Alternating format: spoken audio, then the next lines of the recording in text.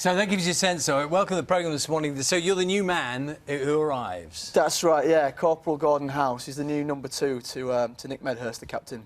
And he's never been previously, in action. He's been in training and... No, he's straight off the helicopter, landing into Patrol Base Frost, and it's his first experience of any action whatsoever. It's fresh off the helicopter from Catterick, I think. You're new to the team of the programme as well, because it's in its second series, isn't it? Yeah, that's right. What was that like?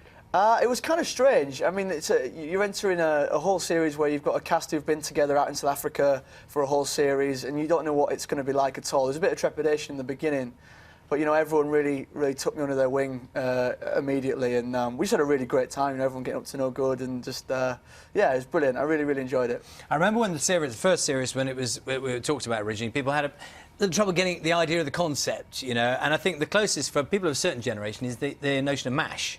Right. Which is, of course, set in Vietnam. Mm-hmm.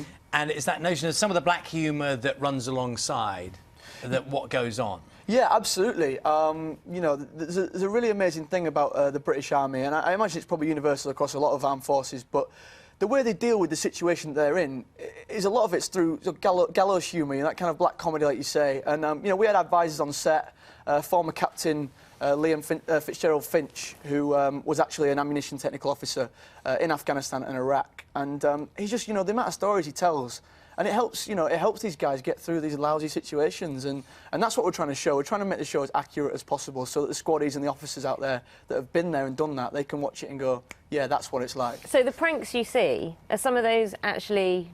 Did they actually happen? Have they happened in real life? Some of them, yeah. Some of them have foundations in reality, absolutely. The writers themselves speak to a lot of servicemen and pick up a lot of stories. And then Liam himself has a bit of input as well. And, yeah, a lot of the stuff in there actually happens out there. And are you allowed to do some of these stunts? Because some of them are quite dangerous, like the fire on the antlers, fine, but there are quite a few dangerous situations and stunts, and as well as the pranks. Are you allowed to actually do them? Yeah. Well, as much as physically possible. I do try and do my own stuff if I can, if the insurance companies will let me. As we'll see on Monday, there's quite a few stunts in this episode, and yeah, I did them all myself. Yeah. Tell us a little bit about you. I mean, the whole Harry Potter thing, which I don't know how you look back on it now. How old were you when you started with Potter? I started. I think I got the part when I was 10, and I started when I was about 11. And then you were with the films for how long? For 10 years. It's such a huge part of your life, isn't it? Yeah, it's kind of surreal to look back on it. It feels like just a different time, a different world completely. It's because it was 10 years, just sort of constant. It's very much sort of a bubble that you're in when you're making those films. And now that I'm sort of out of it, I look back on it very fondly, of course, but it just feels like a different world. It's kind of strange.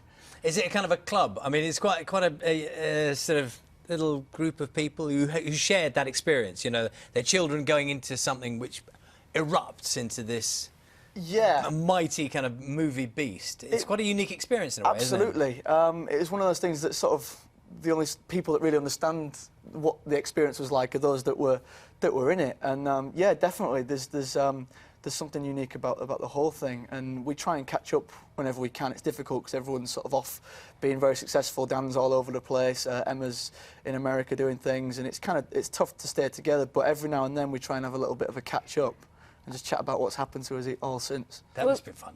Yeah, it was great. It was fantastic. You know, whatever has come off the back of it since has been because I was in that. You know, it's opened so many doors for me. But you don't want to shake off what you did, as in you're not embarrassed by that you were part of that, because so often you hear that, don't you, that people just say, no, that's gone, it's in the past, I'm not Neville Longbottom, I'm nothing to do with it. Yeah, I mean, you have to have one eye on your future career and look at where you want to go, and playing the same role for 10 years, you wonder whether you're going to be able to get on to doing anything else. But fortunately, I've been able to come away from that and do a thing. I never begrudged the role. You know, like I said, it's opened so many doors for me. But now I've moved on to a different section of my life, playing a grunting northerner in Bluestone 42. Look at the contrast between a grunting northerner and what you were like in the film. Just take a look.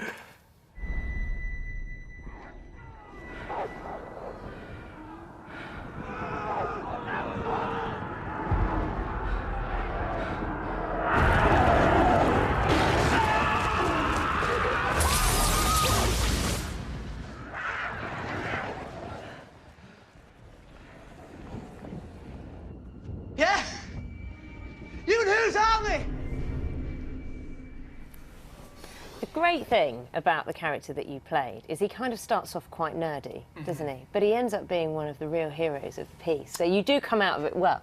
Yeah, no, absolutely. It was, you know, it was a fantastic role to play. I was so in love with the character, and his progression, his story arc throughout the 8 films was just.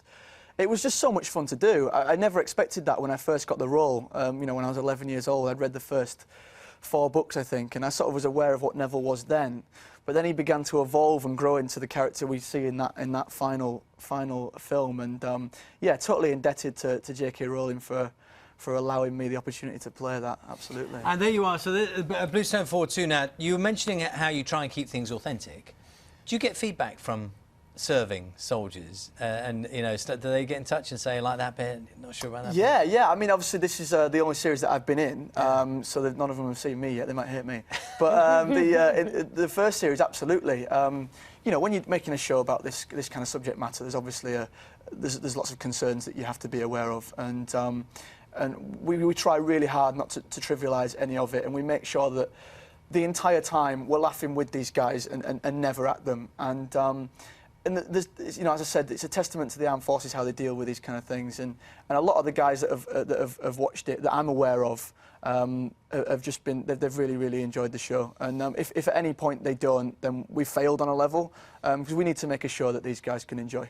I found it funny. I watched it. I found it funny. You certainly don't laugh at them, you laugh with them, and I think many people are going to enjoy it. Good luck with it. Thank you very much. Thank you so much for joining Harry us Potter's on the show. everywhere, all over Christmas, isn't it? Probably. It is. It's on somewhere, always, any time of day. But Bluestone 4-2, definitely worth a watch. Thank you. Cheers. It's on Monday evening at 10 on BBC 3.